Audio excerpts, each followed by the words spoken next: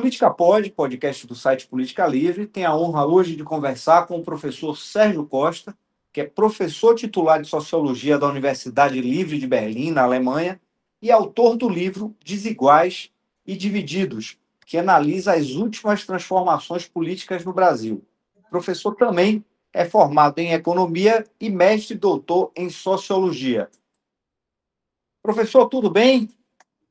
Tudo bem, mando as saudações aí muito queridas à nossa querida Salvador, que eu gosto muito, todo esse estado da Bahia maravilhoso, um prazer falar com vocês. O senhor esteve aqui recentemente, inclusive, participando de um evento, né, professor? Isso, estive aí a convite da UFBA e também do Instituto Goethe, e foi um debate muito interessante com professores de vários departamentos da Universidade Federal da Bahia, de fato, uma discussão muito rica, que eu guardo no melhor lugar da memória. Excelente, professor. Para conversar aqui com a gente, está ao meu lado o jornalista Flávio Sandi, que é também especializado em política. Professor, Desiguais e Divididos é o título do seu livro, né? Talvez seja a publicação mais recente a analisar, de fato, essas transformações políticas que aconteceram nos últimos anos no Brasil. Desiguais, acho que nós sempre fomos, né? Acho que, se não me engano, o senhor, inclusive, compactua com essa ideia. E divididos, nós sempre fomos tão divididos assim? Essa é a pergunta central que faz o livro, precisamente essa, o fato de que a sociedade brasileira é uma das mais desiguais do mundo. Eu acho que não é novidade para ninguém, ela é desigual vista de várias maneiras, ela é desigual do ponto de vista regional, ela é desigual do ponto de vista da concentração de riqueza, principalmente na mão do 1% mais rico, ela é desigual do ponto de vista de gênero, dos traços étnico-raciais, de qualquer maneira que se veja a sociedade brasileira, ela é uma sociedade desigual e, obviamente, que ninguém se orgulha disso. Acho que a novidade política, e não é uma novidade boa, nem sempre as novidades são boas, e essa é uma novidade, talvez, dos últimos 10 anos, que a sociedade brasileira tornou-se, do ponto de vista político, profundamente dividida.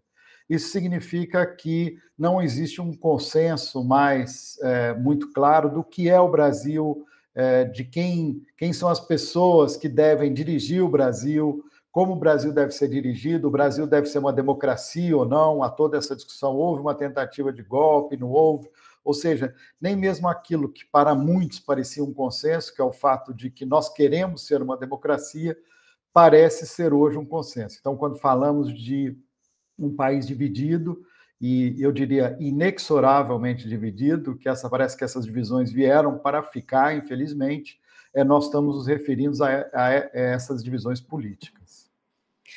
Professor, a desigualdade não é uma condição para que o país seja dividido, ou seja, essa situação de desigualdade que se prolonga na história do Brasil por tanto tempo, desde a sua formação, inclusive, não necessariamente desaguaria nesse nível de divisão? Não era mais ou menos esperado que isso ocorresse?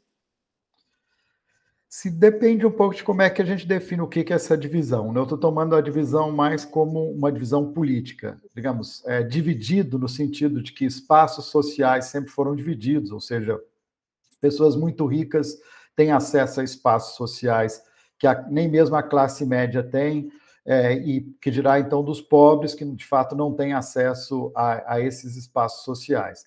Então, esse tipo de divisão da sociedade sobre aqueles que têm um monopólio de uso de certos espaços, etc., isso foi algo que sempre acompanhou a história do Brasil, mesmo depois que o Brasil se tornou uma democracia.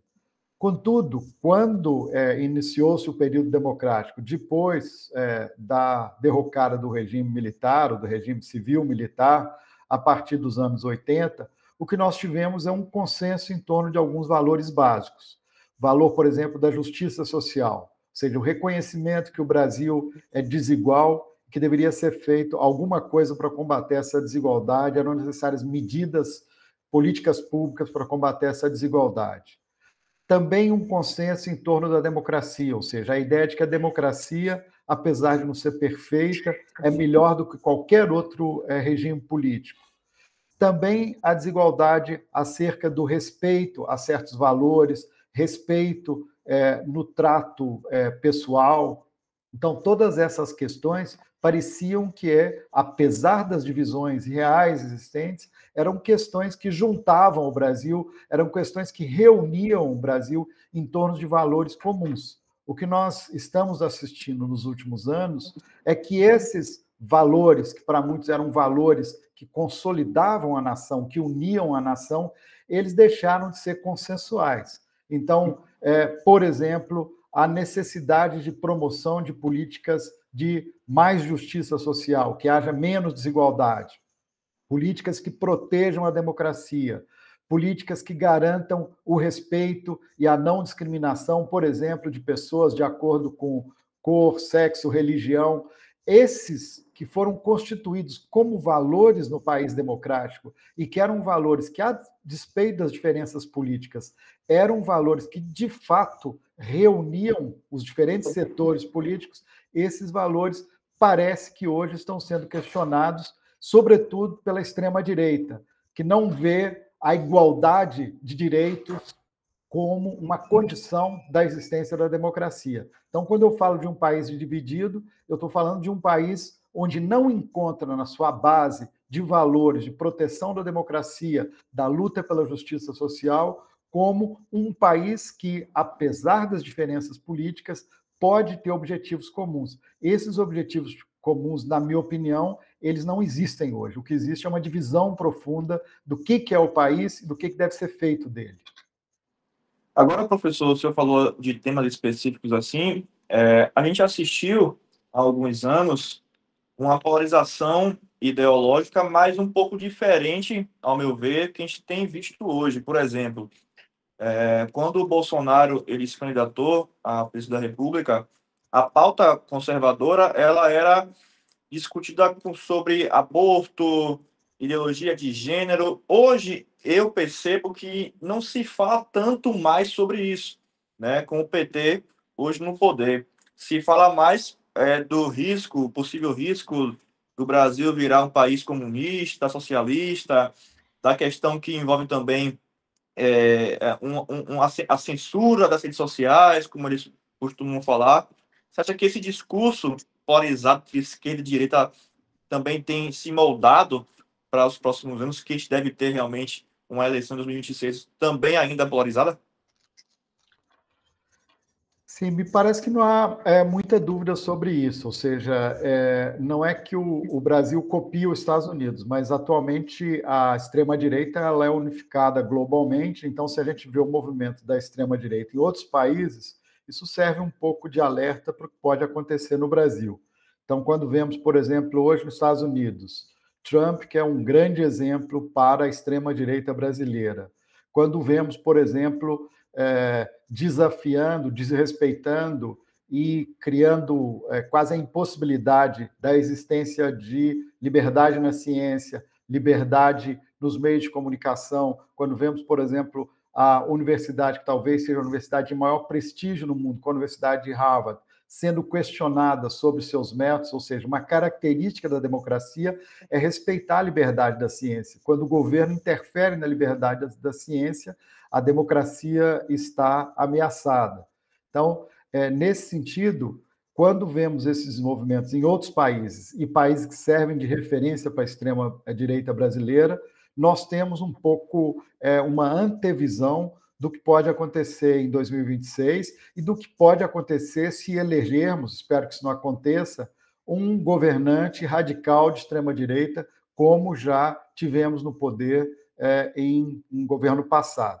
Portanto, me parece que esse cenário da polarização ele já está desenhado hoje, os temas podem variar. Eu concordo com você, Flávio, de que, de fato, a pauta de costumes, ainda que ela não chamada pauta de costumes, ou seja, a pauta conservadora em termos de direito reprodutivo, de proibição de qualquer forma de aborto, mesmo em casos de estupro, etc., essa pauta hoje ela está sendo menos disputada, ao menos dentro do Congresso, ainda que, obviamente, continue disputada. As pautas, digamos, que a extrema-direita tem levantado é aquela de sistematicamente tentar, de alguma maneira, minar a legitimidade das instituições democráticas, sobretudo do judiciário, ou seja, o judiciário pode cometer erros, pode ser criticado, mas não se pode questionar a legitimidade do judiciário, sobretudo da Corte Suprema, que é o STF, para julgar casos em que há conflitos políticos, etc. Então, retirar ou buscar minar a legitimidade de uma corte como é o STF é seguramente um ataque à democracia. Então, de fato, nesse momento exato, nós estamos tendo digamos, um deslocamento do conflito político para esse ataque ao judiciário e às instituições democráticas, e a pauta de costumes parece que, de alguma maneira, entrou em segundo plano. Mas são pautas, digamos, com potencial de reativar essa extrema-direita e reativar eleitores de extrema-direita assim que as disputas se tornarem mais acirradas. O que eu quero dizer com isso é que o cenário de polarização já está hoje desenhado para 2026 e vai se agravar quanto mais perto cheguemos das eleições. Bem, para seguir o argumento do livro, o aparecimento da extrema-direita tem algo de contingente, ou seja, contingente não significa que é o por acaso que surgiu, mas significa que poderia ter sido de outra maneira. Então, o fato de que um político que não era conhecido nacionalmente, que vocês se lembram que quando Bolsonaro se candidatou à presidência da Câmara, ele nunca teve mais do que um par de votos, ou seja, não era um político reconhecido como um político que havia feito muito pelo país, bem pelo contrário, ou seja, os seus mandatos no Legislativo foram mandatos caracterizados por uma absoluta desimportância, ou seja, ele era um membro do chamado baixo clero. Então, o fato de que alguém com o perfil de Bolsonaro pudesse se tornar presidente do país, eu acho que isso é algo que nenhum cientista social conseguiu prever há 3, 4 anos, antes que ele se tornasse presidente. Então, ou seja, o fato de que a extrema-direita tenha adquirido essas feições é algo que, de fato, é contingente, e, de novo, contingente não significa que é aleatório, que é casual, mas que decorre de processos históricos que a gente pode caracterizar bem. Quais são esses processos históricos? E, com isso, eu acho que passo a responder mais claramente a sua pergunta, Raul, que é uma pergunta naturalmente excelente. Ou seja, o que levou ao surgimento dessa extrema-direita? Eu acho que, em princípio, vamos pensar no plano global. A extrema-direita não surge só no país, ou seja, muito daquilo que se adota em termos de política, de comunicação de política, de forma de se comunicar com o eleitorado, etc., é algo que claramente, eu não diria que foi copiado, mas que foi construído, desenvolvido em grande conexão com o que havia acontecido, por exemplo, no Brexit, na Inglaterra, aquilo que aconteceu na primeira eleição de Trump. Então, há um movimento. Eu não sou partidário de nenhum tipo de teoria conspiratória, dizendo que houve uma intervenção externa, mas uma comunicação entre a extrema-direita global sobre formas de atuar, sobre tecnologias de se comunicar com o eleitorado, etc. Então, esse é um primeiro fator que faz com que o surgimento da extrema-direita no Brasil não seja uma casualidade, ou seja, ainda que podia ter sido diferente, mas ela tem a sua explicação. Internamente, o livro divide a política e os desenvolvimentos brasileiros neste presente século, particularmente a partir de 2003, quando começa o primeiro mandato de Lula, em 3 períodos. Um primeiro período que vai de 2003 até ali 2014, 2015, aí começa a crise econômica, a coisa começa a desandar. Depois um período que vai de 2016 até o final do mandato de Bolsonaro, em 2022, e um novo período que começa em 2023, com o governo Lula, o Lula 3, que até hoje não sabemos exatamente qual vai ser o resultado final desse governo. Então, o que a gente observa aí? Nesse primeiro ciclo, que vai de 2003 até 2015, o que nós temos é o que eu chamo no livro de uma desorganização, de um desordenamento de hierarquias sociais. O que aconteceu aí? Se nós tomamos as medições que na época fez o Marcelo Neri, basicamente 50 milhões de pessoas saíram da pobreza e chegaram àquilo que ficou se conhecido como a classe média emergente. Acho que não era exatamente classe média, mas eram pessoas com poder de consumo que compraram geladeiras, televisões, até carros, que passaram a andar de avião, etc, etc. Então, houve aí uma mudança nas hierarquias por aí. Do ponto de vista de gênero e de raça, vocês se lembram que nessa fase foram estabelecidas secretarias com status de ministério para mais igualdade racial, para mais igualdade de gênero. E isso tudo, esse primeiro ciclo de redução das hierarquias, gerou uma reação. E a reação veio precisamente quando Dilma Rousseff se mostrou incapaz de conduzir a política brasileira com todos os acordos que ela exige, etc., e que, efetivamente, então, ela sofreu o impeachment e começou uma fase de reação. O governo, primeiro Temer, os 2 anos de Temer e os 4 anos de Bolsonaro foram claramente momentos em que se tentou restabelecer as hierarquias que foram modificadas no primeiro ciclo. O que eu estou chamando de restabelecer as hierarquias? Pobres se tornaram mais pobres novamente, ainda tivemos políticas sociais como Bolsa Família, etc., tiveram sequência, mas os gastos sociais diminuíram proporcionalmente. Vocês se lembram que houve um congelamento dos gastos sociais no governo Temer, depois a reforma dos direitos trabalhistas, com redução dos direitos trabalhistas, as secretarias de promoção de igualdade racial e de gênero foram desmanteladas, então nós tivemos uma reconstrução, um reestabelecimento daquelas hierarquias. Quando Lula sobe o poder em 1º de janeiro de 2023, levando membros da sociedade civil, se lembram daquela foto icônica da subida da rampa, aquilo parecia que ia trazer de volta o ciclo de redução das hierarquias que nós tivemos no começo do século, ou seja, de 2003 a 2013. Só que o que nós estamos observando não é isso. O que nós estamos observando é um governo com muita dificuldade de implementar aquelas reformas que ele gostaria de implementar. Nós temos um Congresso que é muito adverso, que é muito difícil de aceitar algumas transformações que o governo parece pretender fazer, e um governo fraco, porque não tem popularidade suficiente para se impor. Então, aquela promessa de reduzir novamente as hierarquias sociais, de gênero, de raça, etc., elas não têm sido cumpridas na maneira como a população esperava, os próprios eleitores de Lula esperavam. Então,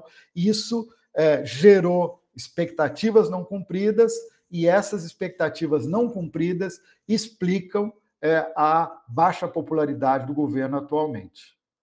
Agora, professor, quando o senhor se refere a essa reação, enfim, a essa reação a políticas públicas desenvolvidas pelo governo, pelos governos petistas, a gente fica com uma sensação de que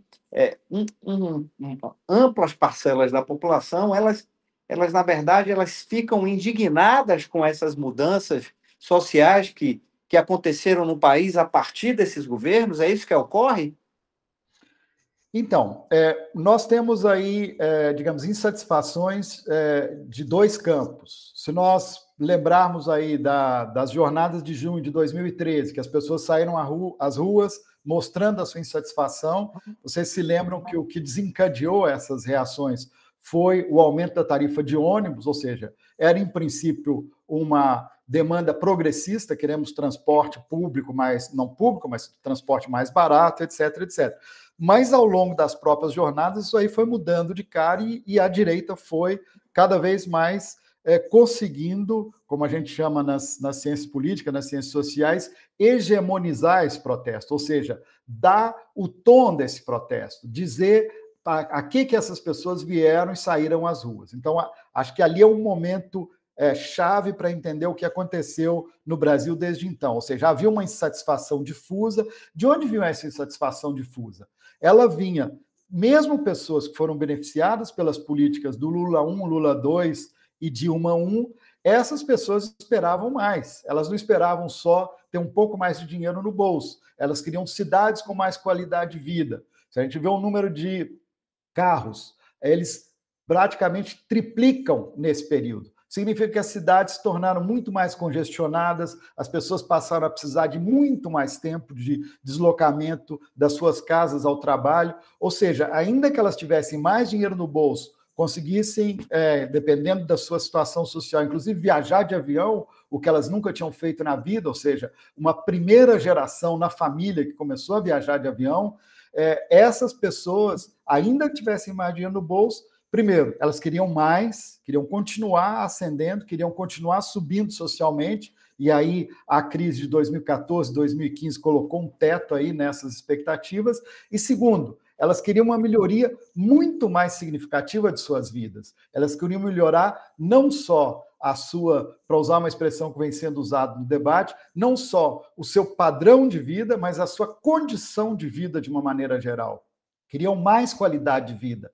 E o tipo de reforma que foi implementado pelos governos Lula 1, Lula 2, Dilma 1, não trouxe necessariamente melhor qualidade de vida, trouxe mais renda, mais dinheiro no bolso, mas em cidades que eram menos agradáveis de se viver. Então, acho que as insatisfações vêm aí de todo isso. E a direita sobre reconhecer, e sobretudo a extrema-direita, as fontes dessa insatisfação, ainda que a direita, e particularmente a extrema-direita, ofereça uma resposta que é completamente falaciosa, que não vai resolver os problemas, ela tem o mérito de ter reconhecido os problemas, ou seja, ela consegue, digamos, se aproximar dos seus eleitores na medida em que nomeia os problemas que esses eleitores estão vendo. Que problemas são esses? Segurança pública.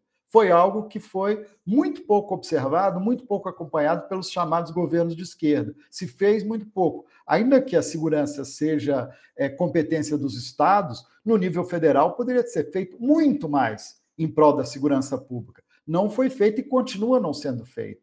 Então, o que a direita, e particularmente a extrema-direita, diz? Nós temos criminalidade porque a esquerda defende direitos humanos para bandidos. Isso não é verdade. A razão dos problemas de segurança é uma organização sem precedentes do crime organizado. As facções criminosas hoje têm um nível de armamento, de estruturação e de organização muito sofisticado. Nós tivemos também um adensamento das cidades, nós temos uma explosão da criminalidade virtual, ou seja, os bandidos, para usar essa expressão, eles adquiriam uma competência digital muito alta e a polícia está sempre correndo atrás e não consegue atingir o nível de sofisticação que eles viram. Então, tudo isso ocasiona um aumento da criminalidade, sobretudo da criminalidade contra o patrimônio dos mais pobres, ou seja, os roubos de celular e tudo isso que afetam diretamente a população. Então, a extrema-direita coloca aí o dedo na ferida e diz: há um problema sério de criminalidade. Agora, esse problema não vai ser resolvido nem armando a população, como tentou fazer o governo Bolsonaro, nem digamos, com a matança, e vocês na Bahia sabem disso, assim, o nível de letalidade da polícia baiana é altíssimo, da polícia de São Paulo também. Isso não pode ser a resposta para a criminalidade. A resposta para a criminalidade tem que ser políticas de inteligência, políticas de investigação séria, detalhada. Assim se combate a criminalidade, e, sobretudo, essa criminalidade digital e essa criminalidade que afeta diretamente a população mais sofrida do país. Então, o que me parece que, digamos, foi mérito da extrema-direita reconhecer os problemas, ainda que ela ofereça respostas que não são verdadeiras soluções para os problemas que ela reconhece. Agora, professor, eu queria fazer só assim, 2 comentários com relação à última fala do senhor. Primeiro, vindo aqui no âmbito Bahia, né? A gente tem vindo aí de 20 anos de governo do PT, onde a principal reclamação é realmente segurança pública.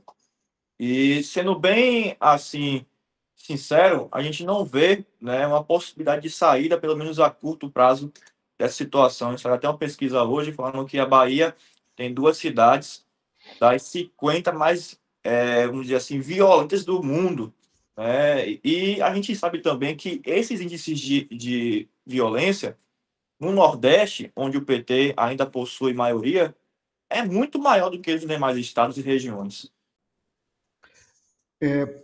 Primeiro, começando aí pela Bahia, algo que eu lamento profundamente, ou seja, que a população da Bahia, particularmente, estejam sofrendo as consequências de políticas de segurança ineficazes, de um crescimento da criminalidade organizada sem precedentes, enfim, o fato de tipo de governo não me parece que ou se a esquerda, mais a direita, não me parece que é o fator decisivo na questão da segurança pública.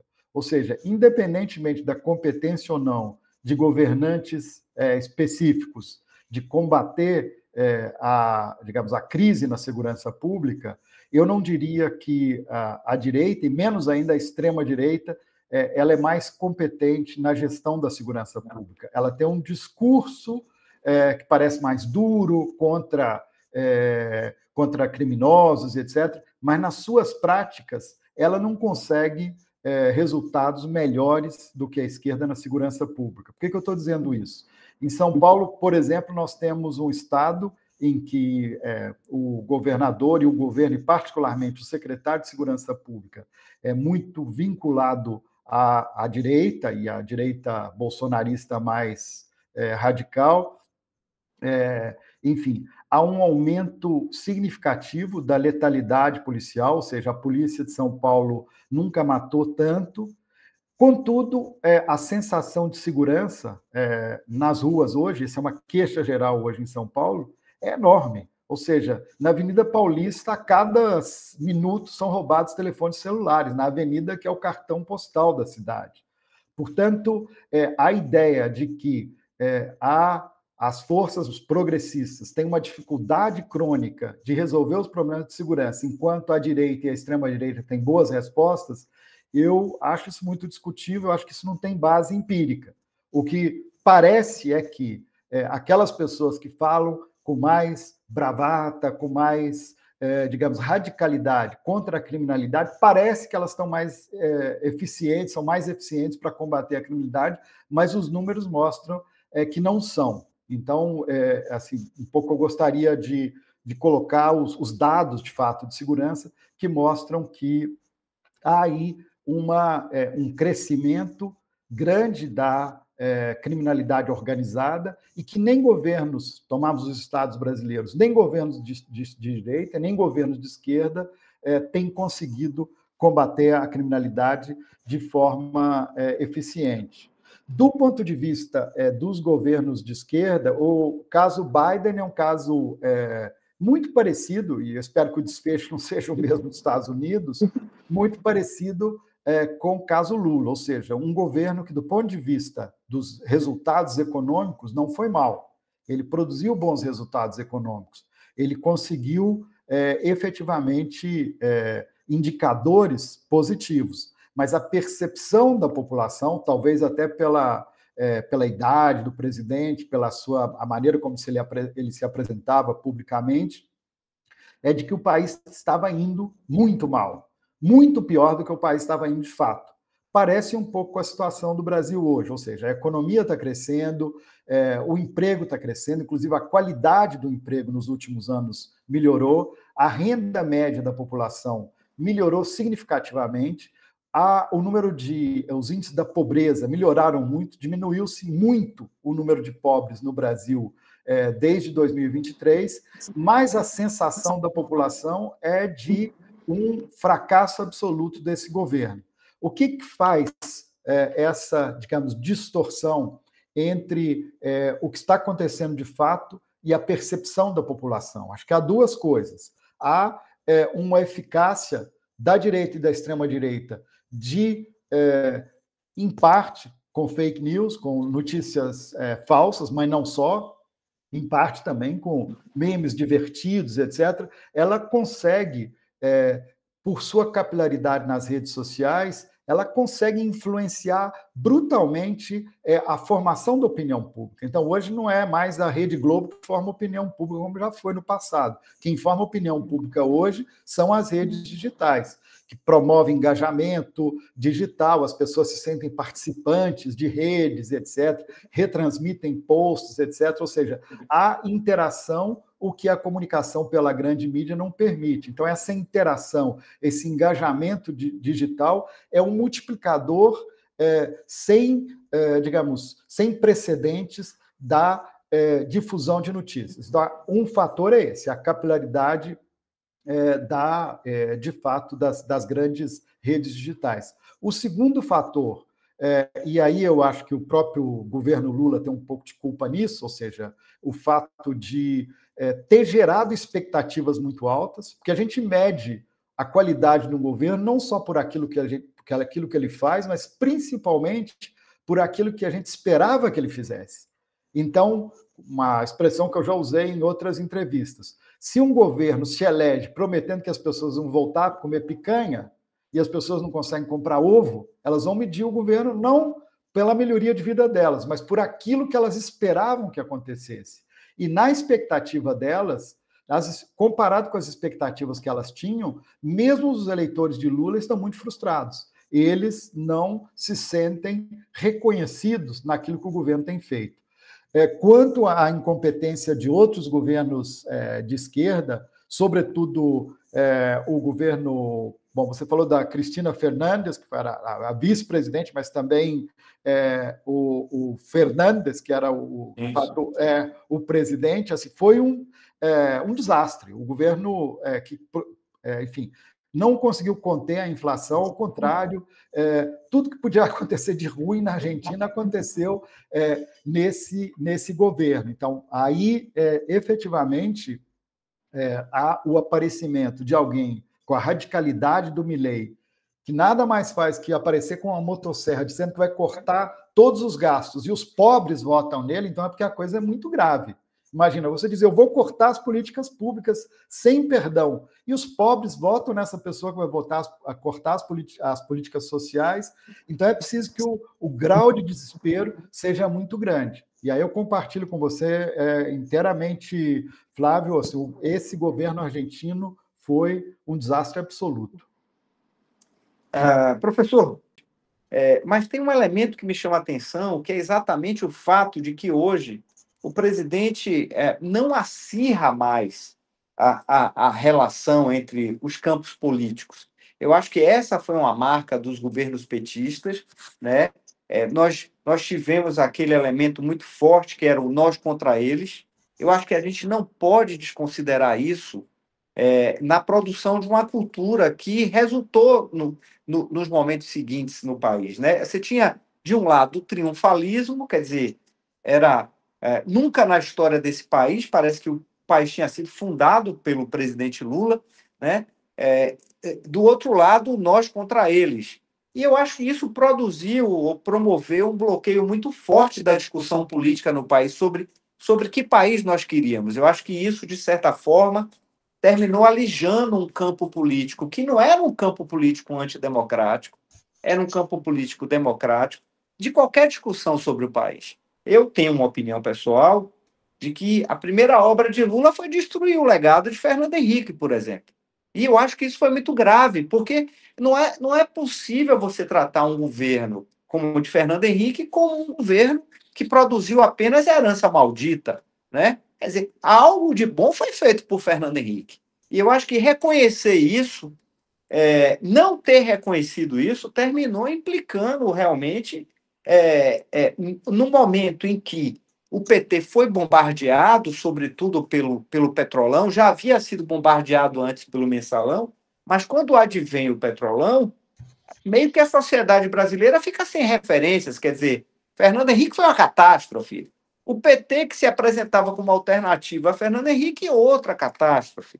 Né? Eu estou falando do ponto de vista de um julgamento superficial da sociedade sobre os últimos governos que nós tivemos pós-democratização, né? O senhor não acha que isso também foi um componente importante do ponto de vista local, brasileiro? Quer dizer, essa foi a nossa contribuição, a contribuição nacional para a instalação da extrema-direita com tanta força no Brasil. Eu só queria fazer uma referência ao fato de que, durante muito tempo, inclusive, o governo Bolsonaro foi tratado como direita, né? Como se a direita tivesse fora do espectro democrático, né? Só muito recentemente, Bolsonaro foi tratado como extrema-direita, né? Acho que isso era uma falha de avaliação da esquerda muito séria, né? Enfim, queria só para dar continuidade à discussão mesmo, sabe? Não, excelentes pontos, Raul. De fato, eu compartilho boa parte da análise que você fez aí de maneira muito sucinta e muito precisa. Eu vou lembrar aqui um colega chamado Marcos Nobre, que é professor da Unicamp, pesquisador do SEBRAE, uma instituição da qual também participo, e que vem discutindo precisamente esse fenômeno da formação de blocos na política brasileira. Eu acho que ele tem muita razão quando ele diz que, quando os blocos eram de um lado o PSDB e do outro lado era o PT, de fato, o PT empurra o PSDB para a direita, de certa maneira, ou seja, a disputa era mais pelo centro, não o centrão, porque o centrão não é precisamente o centro democrático, mas os governos Lula 1, Lula 2 e particularmente Dilma 1, Dilma 2, nós já tivemos o início da polarização quando Aécio Neves discute os resultados das eleições, né? Então, que elegeu a Dilma para o Dilma 2, e, enfim, houve um questionamento dos resultados das eleições, a vitória foi apertada, ali já começa, de fato, a polarização. Agora, o que acontece dentro da política?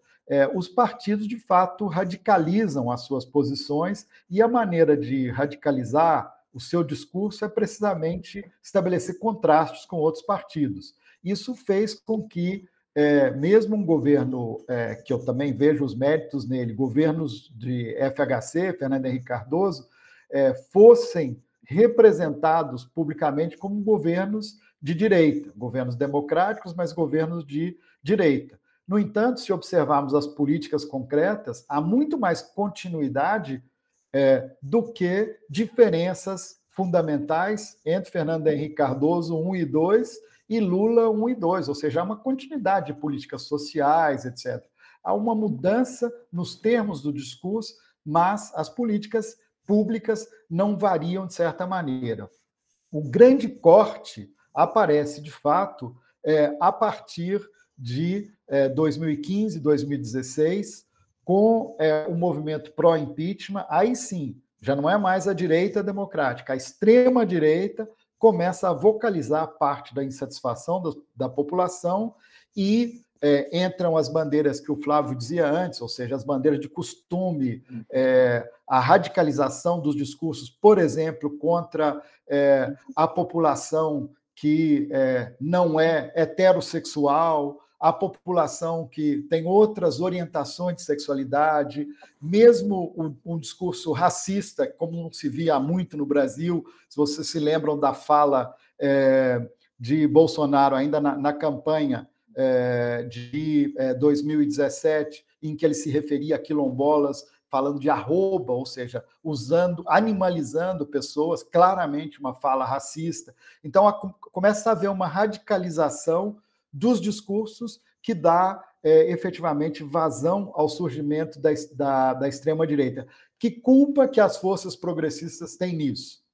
Eu acho que a culpa que elas poderiam ter, e aí há semelhança entre Estados Unidos e o Brasil, é não entender que havia descontentes que não eram necessariamente antidemocratas, que não eram necessariamente de extrema-direita, eram descontentes que tinham um descontentamento legítimo, porque não estavam satisfeitos com os rumos do governo, etc. Você tratar essas forças como que elas já fossem de saída antidemocráticas, isso me parece que foi um erro, ou seja, era preciso precisamente criar um discurso capaz de trazer essas pessoas para dentro do campo democrático. Se nós pensarmos na classe média insatisfeita, que não queria ver pessoas que antes trabalhavam para ela, viajando ao lado dela no avião, tinha que ter feito uma campanha de informação dizendo assim é uma sociedade democrática. As pessoas podem ascender socialmente e elas vão disputar os espaços com vocês. Então, era preciso não, digamos, marginalizar esse protesto, essa insatisfação, mas, de alguma maneira, trazer elementos que permitissem que essas pessoas dessem vazão à sua insatisfação, e obviamente que não é legítimo você, como classe média estabelecida, não querer que alguém que no passado foi, não sei, sua empregada doméstica ou foi seu porteiro esteja viajando lá do avião, por que não? Ele tem o direito para pagar a passagem, ele paga e viaja do seu lado. Mas simplesmente dizer que isso já é uma expressão da extrema-direita, isso é um erro. Você tem que dizer, olha, assim é uma sociedade que está avançando. Na medida em que se criam mais oportunidades, as pessoas vão aproveitar mais essas oportunidades e nós vamos ter que dividir esses espaços com todo mundo. Eu acho que esse momento, eu diria até de educação política, não educação no sentido pedagógico, de baixo para cima, mas de significar os processos que estavam vivendo como uma melhoria para toda a sociedade, uma sociedade mais igual, uma sociedade melhor para todo mundo viver. Então, acho que faltou esse discurso. Nós não podíamos ter tratado essas insatisfações como insatisfações ilegítimas. Aí eu concordo plenamente com você, o fato de não reconhecer a legitimidade dessas insatisfações abriu um campo enorme para a extrema-direita entrar e, de alguma maneira, traduzir essa insatisfação da forma, como eu entendo, completamente equivocada. Professor, a gente tem visto no país, inclusive, por parte da direita, mas eu vou falar assim também da maioria da população brasileira, né, nesse sentido. Muito debate se realmente os ministros da Suprema Corte têm sido justos em suas decisões. Repito, debate. Muita gente concorda em algumas situações, em outras não há tanta concordância. E eu quero trazer aqui uma pergunta, aí vai de aluno para professor, que eu também estou aqui também para aprender um pouco mais. Se o senhor acha saudável, na verdade, essa politização, vamos dizer assim, das indicações dos ministros do Suprema Corte. Por que eu trago isso? O último ministro indicado, o Flávio Dino, ele se anunciou por várias vezes, ele foi governador, né, do Maranhão, foi ministro de Lula, e ele se autodeclarou comunista, defensor de pontos da esquerda, e ele, antes de ser indicado à Suprema Corte, ele, né, trabalhou com Lula, né, foi ministro de Lula. Você acha que essa forma de indicação, tendo alguém do seu lado com a opinião política muito bem formada e indo para o embate com o seu, vamos dizer assim, diferente, é saudável também no caso da Suprema Corte? Sim, Flávio, isso naturalmente é falsa modéstia. Isso é uma pergunta de um grande jornalista e não de aluno para professor, se você me permite a observação. E, de fato, é uma pergunta muito pertinente e muito apropriada. Bom, eu não sou jurista, mas, obviamente, que eu acompanho as discussões jurídicas e converso também com muitos juristas, já trabalhei um pouco na área da sociologia do direito, o que é diferente, obviamente, de conhecer todos os detalhes das indicações, etc. O fato de que os chefes de Estado ou mesmo de governo, no Brasil há uma coincidência entre chefe de Estado e de governo, indicam as autoridades máximas do Poder Judiciário, não é uma particularidade brasileira, ou seja, não é uma jabuticaba, como dizem, a expressão é essa corrente, principalmente entre economistas, ou seja, não é uma singularidade do Brasil, isso acontece em outros países. Em que medida que essas indicações podem se transformar num problema? Enfim, é preciso ver primeiro se as pessoas indicadas têm a competência e a reputação adequadas para assumir um posto e responsabilidades tão importantes. Aí eu acho que, de maneira geral, a Corte brasileira é muito bem informada, ou seja, existe aí, de fato, eu não diria todos os membros, mas, de maneira geral, nós temos aí grandes juristas que entendem do que fazem, tomam decisões com base no arrazoado jurídico muito bem fundamentado, etc. As indicações políticas, quando são muito próximas, aliados muito próximos, e aí o caso do Flávio Dino, mas também do Zanin, que foi advogado pessoal de Lula, são casos que geram, digamos, disputas, geram questionamentos, são questionamentos absolutamente legítimos.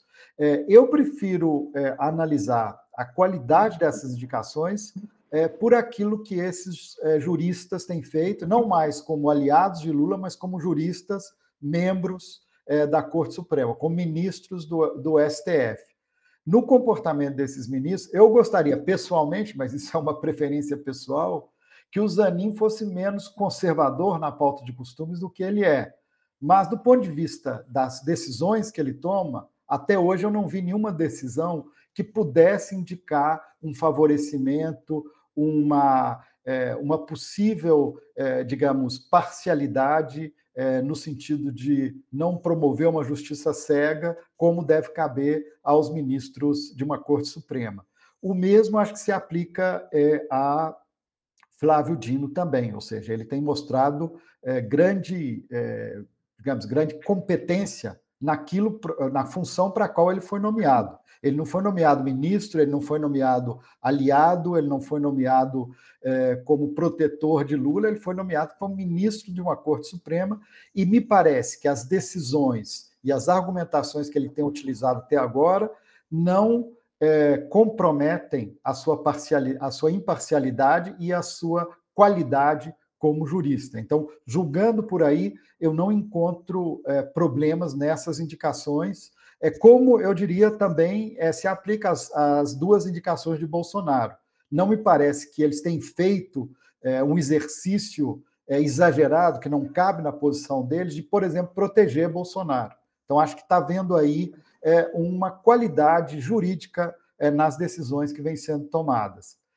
O que me parece que pode ser fruto de crítica há alguns casos, e aí eu vou me basear em juristas, porque eu não tenho competência para analisar isso, que indicam que algumas decisões, as chamadas decisões monocráticas da Corte, têm se abusado disso, ou seja, que um membro da Corte Suprema, individualmente, toma decisões que extrapolam o que poderiam ser as funções de um juiz particular, ou seja, não são decisões tomadas no plenário, mas são decisões de um juiz, ou no caso do Brasil chamamos de ministro, de um ministro em particular, e que são decisões de muito impacto.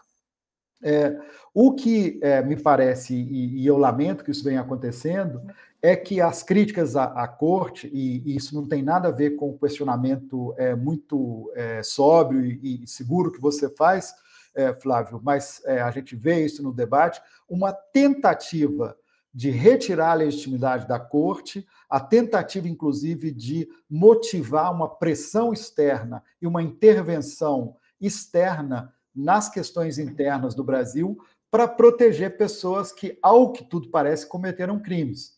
Então, ou seja, dizer que não houve uma tentativa de golpe de Estado, de que tudo isso é uma encenação para criar, digamos, censura, etc., etc., e para obstaculizar o êxito de candidatos, etc., isso me parece que há um exagero nisso aí. Há uma instrumentalização de uma crítica que poderia ser justa se ela fosse ponderada, se ela fosse bem medida, para deslegitimar a Corte, para dizer, olha, se no final condenarem algumas pessoas aqui que parecem vão ser condenadas, isso vai ser razão para um grande protesto, porque não são decisões legítimas. Eu acho que não devemos misturar as duas coisas, devemos separar e discernir muito bem. Há uma crítica que é justa, há certos excessos que são cometidos, e há uma tentativa de usar essa crítica justa para deslegitimar qualquer decisão que a Corte venha a ser tomada, simplesmente para proteger pessoas e, particularmente, para proteger Bolsonaro, que é o que tudo indica. Eu não sou jurista, eu não vi todos os documentos, mas eu li a denúncia oferecida pela Procuradoria-Geral da República. Ela é muito sólida, os indícios de que houve crime ali, de tentativa de abolição violenta do Estado de Direito, pelo menos lendo a denúncia, essas evidências são muito fortes para dizer que não houve nenhuma tentativa, que tudo isso é uma armação política. Então, eu distinguiria bem entre essas duas naturezas de crítica. Aquela que me parece que é a que você fez, há uma extrapolação, não há, isso é algo que tem que ser perguntado sempre. E a outra é, de fato, dizer que qualquer decisão que essa corte venha a ser tomada não é legítima. Eu acho que isso não podemos fazer. Essa corte é legítima, assim ela foi estabelecida, e aquilo que poderia vir, por exemplo, ao que dizemos, vamos então eleger todos os juízes, etc. Nós vimos o caso do México, e o México governado pela esquerda. Essa eleição para todas as funções importantes do judiciário não me parece que é apropriada. A população, de maneira geral, não tem conhecimento de todos aqueles que vão se candidatar aos cargos importantes do judiciário. Me parece que a nomeação, se ela é equilibrada, se ela é bem feita, se ela é controlada pelo Poder Legislativo, como hoje é, ou seja, há uma sabatina no Senado, que não é só pro forma, as pessoas são de fato sabatinadas, etc. Nós podemos ter juízes e ministros da Corte Suprema nomeados e que sejam pessoas que, do ponto de vista jurídico, tomem decisões que são completamente corretas e que não cabe qualquer reparo. Professor, eu queria agradecer imensamente ao fato de eu ter aceito esse nosso convite para discutir um pouco aqui sobre essas mudanças que aconteceram recentemente na democracia brasileira, o risco que todos nós passamos e que talvez ainda estejamos correndo. Dizer que o Política Livre e o Política Pod, que é o nosso podcast, está aqui de braços abertos para poder recebê-lo em outras oportunidades e reforçar que foi um prazer conversar com o senhor, enfim, saber que o senhor disponibilizou seu tempo tão precioso para conversar com a gente aqui. Um prazer imenso e um abraço grande para o senhor, professor. Nada disso. O grande prazer foi meu de falar com dois jornalistas da competência de vocês, Raul e Flávio, e também de poder falar, eu sei que não é só o público da Bahia, mas particularmente para o público da Bahia, esse estado que mora, de fato, no lugar mais querido do meu coração, lugar que eu sempre vou com muita alegria. Espero que possa retornar brevemente à Bahia, e aí eu faço uma visita pessoal a vocês aí. Muitíssimo obrigado por essa oportunidade, foi um grande prazer falar com vocês. Prazer, professor. Um abraço.